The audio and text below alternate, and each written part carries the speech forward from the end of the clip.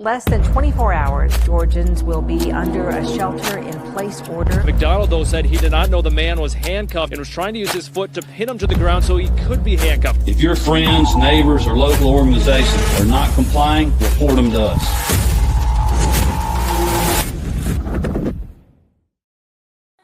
Howdy, everybody. Welcome to the Free Georgia podcast. My name is Jake Green, joined by Miss Cat. We're here at the Great Create, which is a DIY freedom festival. This year it's being held in Ackworth, Georgia. We're going to talk to some of the attendees, some of the speakers, some of the booths that are here today. So, what are you looking forward to most? I am looking forward to listening to the speakers. I actually have to leave at 4 to go to work, but I will be back.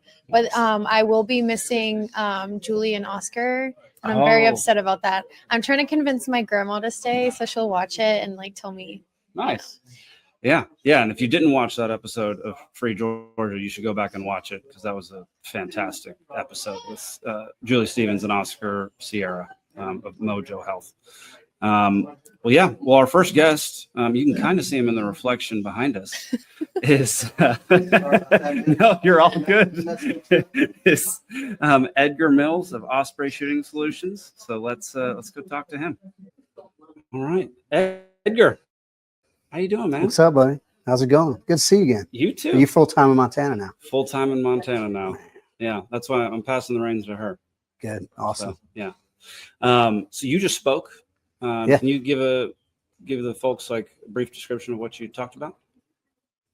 Alternate networks, as it relates to sort of resisting the established government, not government, but central authority. A lot of what you were talking about. Do you follow Derek Bros at all? No.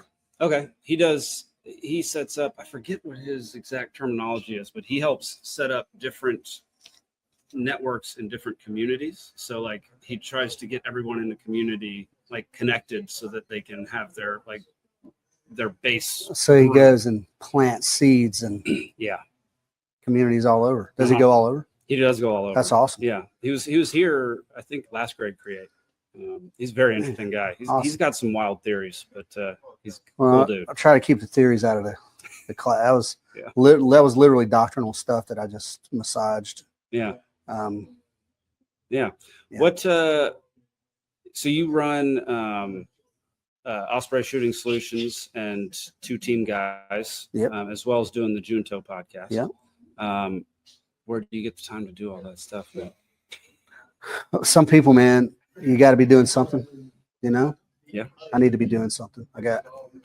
Even if I sit for too long, it's hard to even watch a whole movie. Okay, I don't have that problem. Nah, man, my wife gets on my case about it a lot.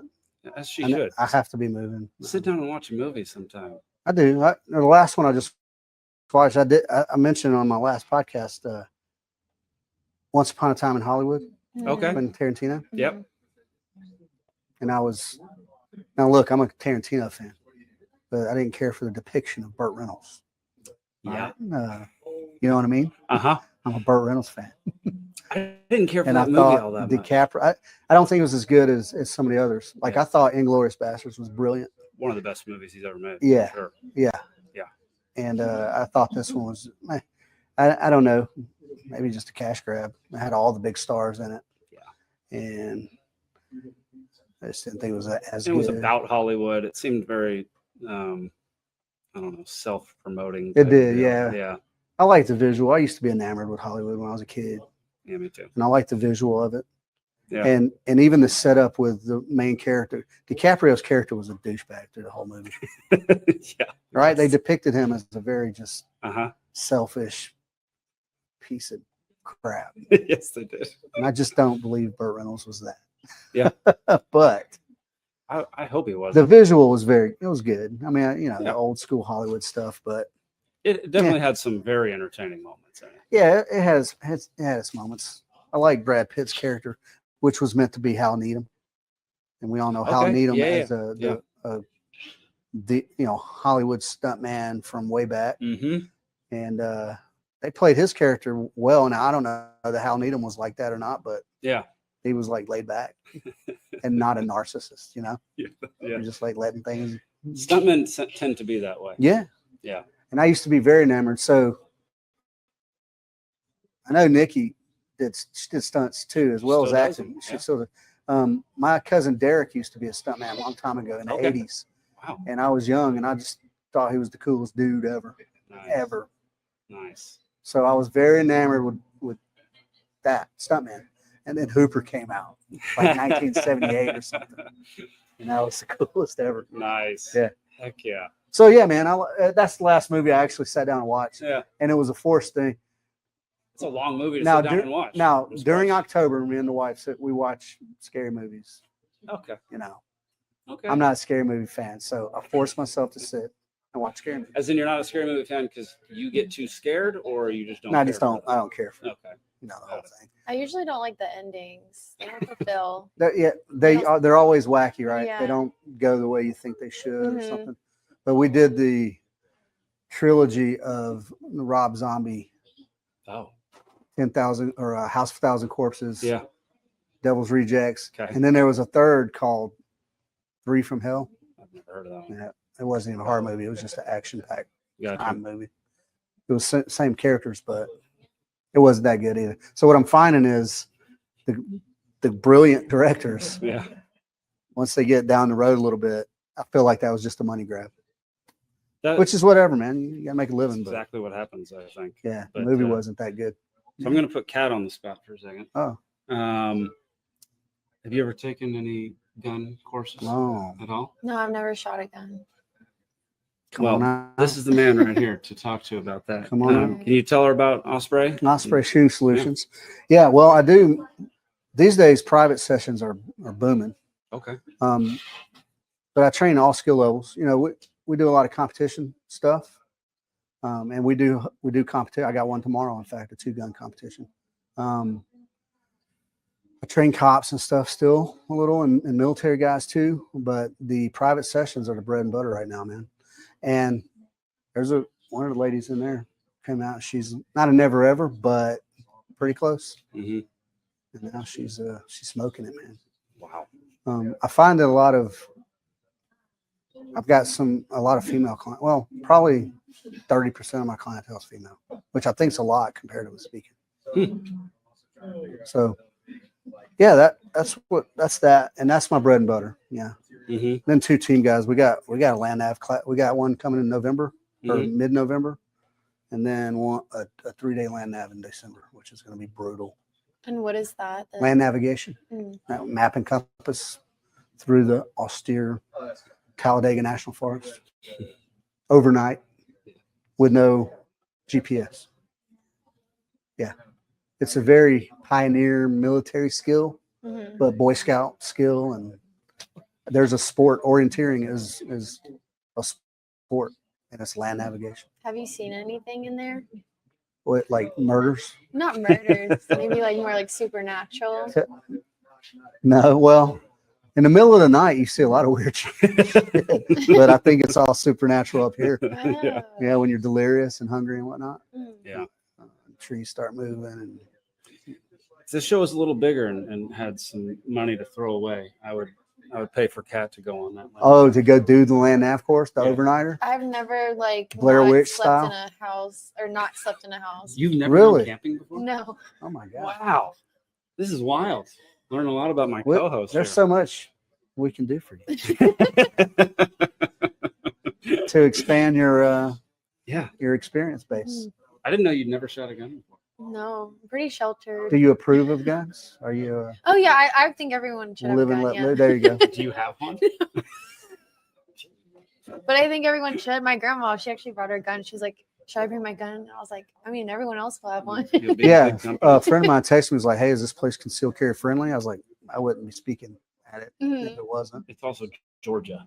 So And then I noticed Mitch, he's got his out on his belly, full plain sight. So, Yeah. yeah, of course. I've people who've never touched a gun ever have come out and in 2 hours become at least comfortable. Maybe not that proficient, but comfortable. You know, not scared of it.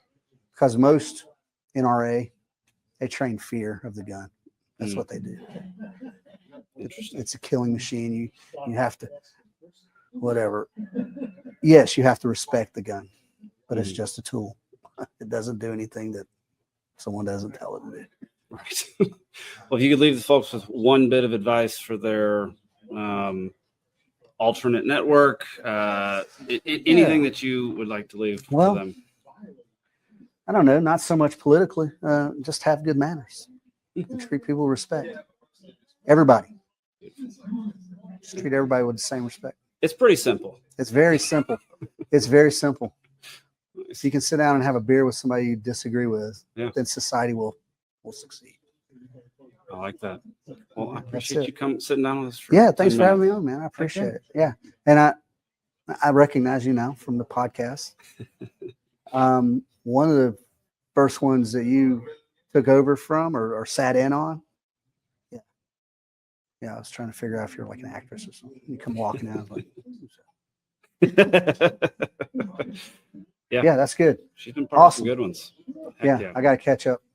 Yeah. I listen to Free Georgia I read books, audiobooks, so it consumes. Yeah. And then every now and then I'm like, okay, I need a break. I do the same thing. I bounce back and forth. And I got so many friends that have podcasts. Now you got to get everybody's in. Yeah. I can't get everybody's in. I produce 9 of them or produce 8 of them and distribute a few. So like I can't listen to all of them. I know, man. It's tough. Yeah. You want to. I want to. But they all have. Here's what I've discovered. Yeah. If you put something out, you'll find an audience. Yes.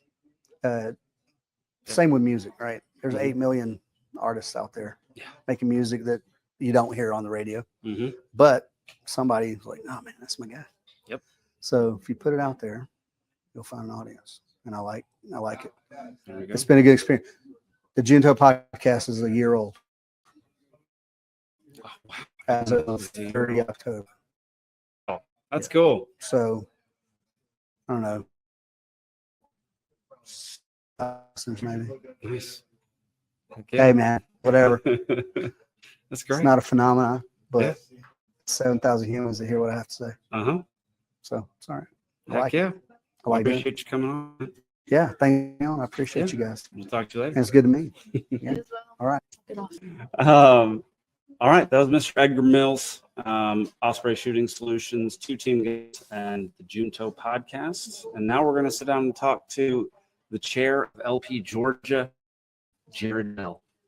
Jared, what's going on, man? Hey guys, how's it going? Good. How you doing? Doing good. It's been a while since I've seen you. It's great to be back. Man. Yeah, I'm glad to be here with you, and this is exciting. Dude, Great Create has happened. I think this is year 4 or year 3, something like that. I think year 3. Year 3. Okay. Yeah. What's been your favorite part of coming to Great Create each year? Man, honestly, the best thing about Great Create is the people that you get to meet. Like, I've just spent probably has been just an awesome time to talk with people and to catch up, find out how people are doing. We actually have a movement here, have friends here in our movement. So I think that's been one of the big things that I've just been super excited about. Heck yeah. Each setting has been very different. Yeah. The first year it was at a old country club, which was very cool, very neat setup. Second year was at a brewery. This year, friggin' beautiful lake. How do y'all get these spots? Like how did this come about? The magic comes from Elizabeth Gallimore. She's our executive director. She's just awesome at finding unique places that maybe you wouldn't think immediately, yes, that's where we're going to hold some gala or some event. But for something like this, where you're learning to find alternative networks, find communities, and find ways to make yourself free, this is like the perfect kind of place. Each one of the places had its own unique charm, but this is like, it's just finding a place that really breeds that community. And she has just been solid, rock solid on finding those kind of venues. Nice. Were you at the last Great Create? been able to go. I was kind of scared that I wouldn't be able to make it because of the hurricane. That's what it was. It was last Yeah. time. Yeah. I remember that now. telling my boss I am driving down. I know it's hurricane season, but we're gonna make it happen. And there were only a few downed trees. It ended up being like perfect weather down there. Couldn't have been better. Yeah, it was It was amazing. freaking great. Yeah. What's something that LP Georgia is focusing on right now? Yeah, so some of the big things that we're looking at, obviously ballot access is big. The system is rigged against the smaller guys. It's rigged against any third party that wants to be on the ballot, because obviously it's easier to spend less money and do less campaigning. You don't have to compete against 7, 10, or even 3 parties. So one of the big things is that we're petitioning, we're gaining those signatures for getting our ballot access back at the statewide level. Some of the other stuff really does involve things like the Great Create, where we are focusing on going local, getting your issues as a affiliate or a group of people, even a small group, and building community around that, building a coalition around something that's important to us, property taxes, or building networks that are outside of the systems, if you will. And obviously banished Big Brother, kind of taken our people are really taking that on, looking at surveillance, looking at things that that are invading our privacy on a daily, working that on as local affiliates, sharing with people, hey, did you know that there are complete AI networks that are all interconnected with the Internet of Things that can really create an entire profile and can't give your consent or lack thereof. So those are the big things I think that we're looking at and trying to build off of in LP Georgia. Heck yeah. What would you say, just last piece, advice for folks looking to explore more self-reliance methods or like freedom-based solutions? Well, first things first, come to the Great Create next year. If you missed it this time, you're missing out on something fantastic. That's the big, that is involved. Come to our events, come to convention in January, get involved with the mechanics of the party, and then learn on your own. There's YouTube, there are podcasts. We have the Free Georgia podcast. Find the things that are interesting to you. Find the places where you find that you are passionate, and just connect with other people. Those are really the fastest ways to start making progress and getting momentum, to be free from the system that really is overbearing, to say the least. To say the least. I actually had a quick question about what you were talking about earlier. Did you see Brian talk about or what committee he's talking to? But it was about bringing down the signature requirement to 5,000. Yeah. So do you think that would be an easier task to kind of convince, the House or the Congress, whatever, to make the requirement lower rather than us getting that 76,000 signatures? That is a very good question, and it's the trick question of the century. It's asking people to do something that they have no reason to do. It's asking people to do something that they have no reason to do. Like, why would I make my life harder so that you can have an easier time? Right. We have tried some of the judicial and we've tried some of the, I guess you would call it, lobbying route. It's definitely something that can be done, and it should be done. But the vested interest is obviously for these legislators to not have competition. So there are opportunities for that, and there are people who are sympathetic to it. It's at some point, it's a matter of finding the people to sponsor the bills. And we call any legislators who are watching this, we would love to sponsor a bill, for you to sponsor a bill and to be the ones helping push that forward. But yeah, it really currently is the system is set up to where all of the incentives really push toward us having to go do it ourselves that way. But there are some other judicial options that are available. So working on getting a 7,500 signature requirement, and then because that is a requirement for the presidential candidate, if another position were able to get that 7,500 signatures, we could take that to the court to say, okay, it's 7,500 for the president. Why is it not for every other position? There are options, but yeah, I'd say that's kind of the way it's built currently. All right. Jared, thanks for coming on, man. Absolutely. This Appreciate is a pleasure. Yeah. And yeah, have a good rest of the convention or festival. Festival. Not convention. You bet I will. Yeah. Sweet. Awesome. Yeah. Yeah. Finally. Okay. Recording. All right. That was Jared Bell, chair of LP Georgia. You can head on over to lpgeorgia.com to learn more about how to join the Libertarian Party or see what they're doing around the state. It's freedom and liberty. And up next, we have Ray from the Cobb County Beekeepers Club. Ray, welcome to the Free Georgia Podcast. Thank you. Appreciate you having me. Heck yeah. Is this your first time at the Great Create? Yes. Okay. And what brought you here? We were asked to come out of the blue.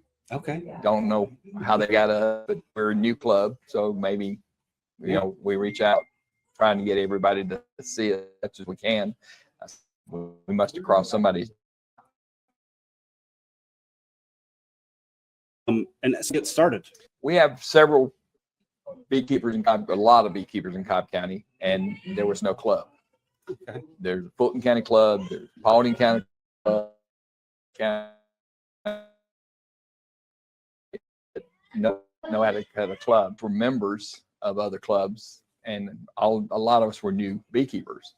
And the first thing they tell you when you go into a new beekeeping club, when you become a new beekeeper, is you need a mentor, somebody to help you get started, because you're going to fall flat on your face if you try to do it on your own. So we got together as a group and said, look, we need a Cobb County club. We don't need to be driving 30 miles to a trip to see a meeting every month. And we need to have our goal to make sure that new beekeepers don't fail. We want to have a higher level of education at our meetings, and we want to have a charter that says nobody that wants a mentor will go without one. So our goal is to have every person that joins the club, or even doesn't have to join the club, anybody that wants to be a new beekeeper, we will make sure that somebody will help you. Interesting. So this is if there are beekeeping clubs in that many counties, is this like a popular thing? Like Very popular. It's always been somewhat popular. Mm-hmm. COVID came along and everybody needed something new. And from there, I think a lot of it did. Interesting. So a lot of the people that are, in it now said, and I got a catalog, I built boxes, I bought bees, and that's how we got started. Okay. What do you find is one of the key factors in somebody becoming a beekeeper? Why do they turn that direction? It's very interesting. It's a concept that most people don't quite understand, actually get in it. Mm-hmm. You think of a beehive as being 10,000 to 60,000 bugs in a box, and it's really not. It's a single organism. Mm. You think of it as being a bunch of individuals, but it's not.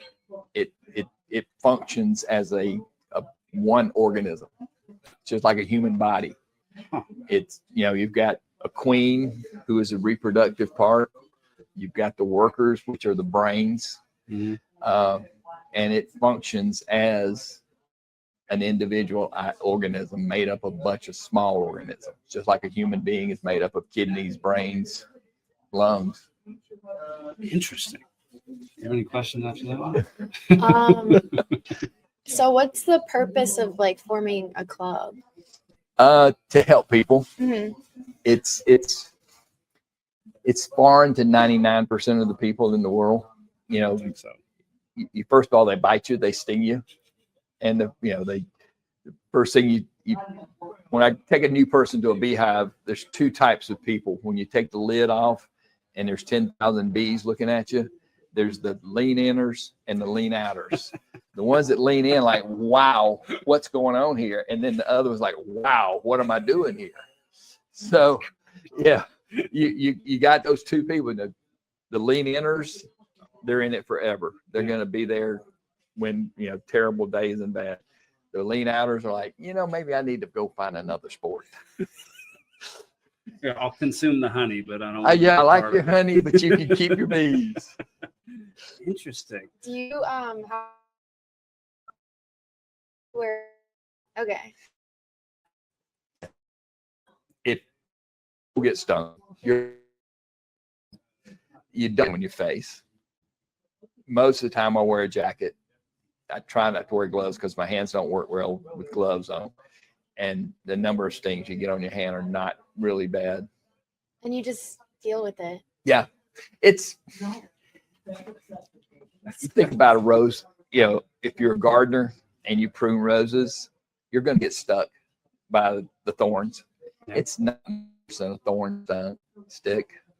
If, you do it, I got stung 4 or 5 times yesterday, and it's like because they're all kamikaze pilots.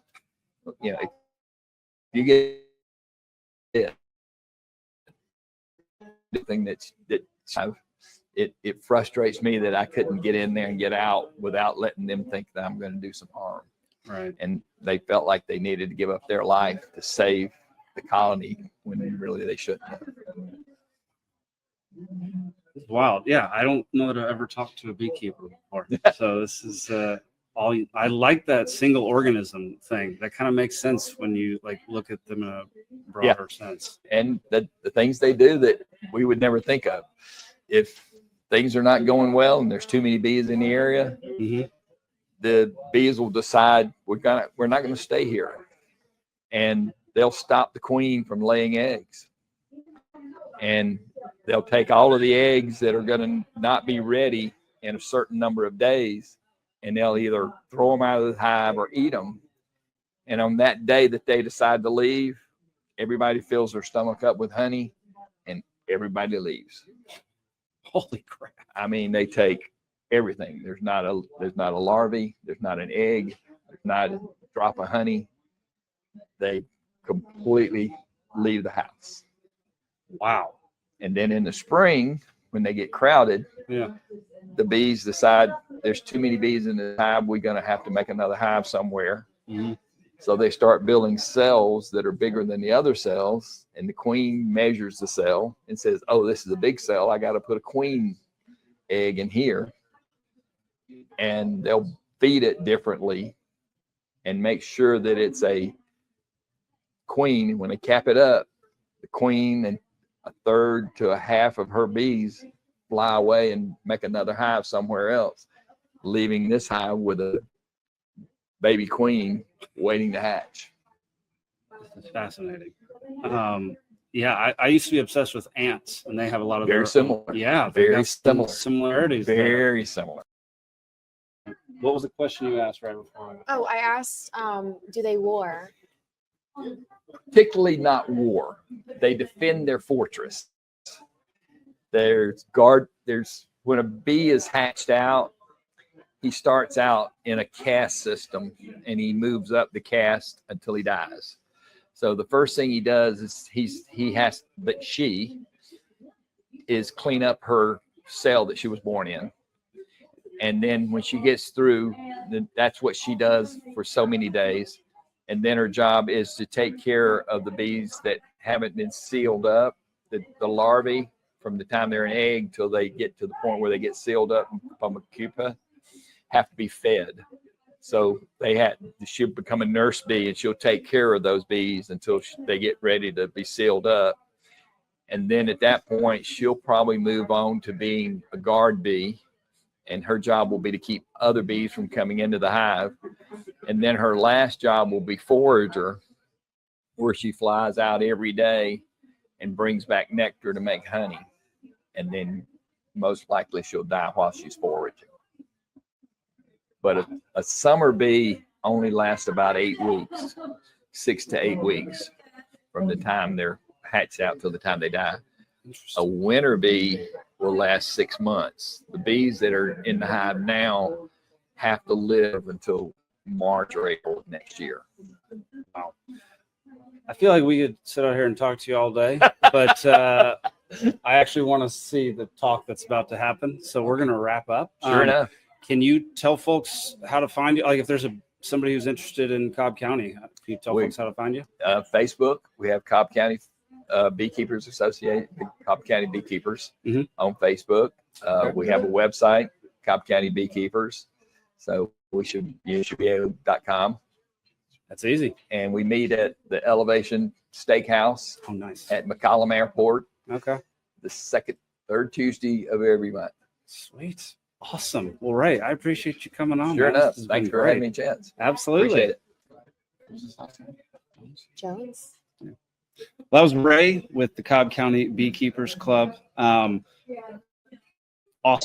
I mean, yeah, that was great. He's going to be giving a talk here in a little while. Oh, he is? Yeah. Like the next speaker? I don't think he's the next speaker. I think Brad Binkley's the next speaker. And then he's the next speaker? Okay. I'll be able to see that one, I think. I believe so. So, yeah, y'all, if you didn't come out to the Great Create, highly recommend. Lots of great folks, lots of cool stuff to learn, stuff to do, setting for it this year, which I'm sure will be the case next year as well. So if you missed it this year, make sure to look out for it next year around the same time. So, Kat, anything else before we head out? I'm just looking forward to the rest of the festival. Heck yeah. All right, y'all. We'll see you next time on the Free Georgia Podcast. Peace.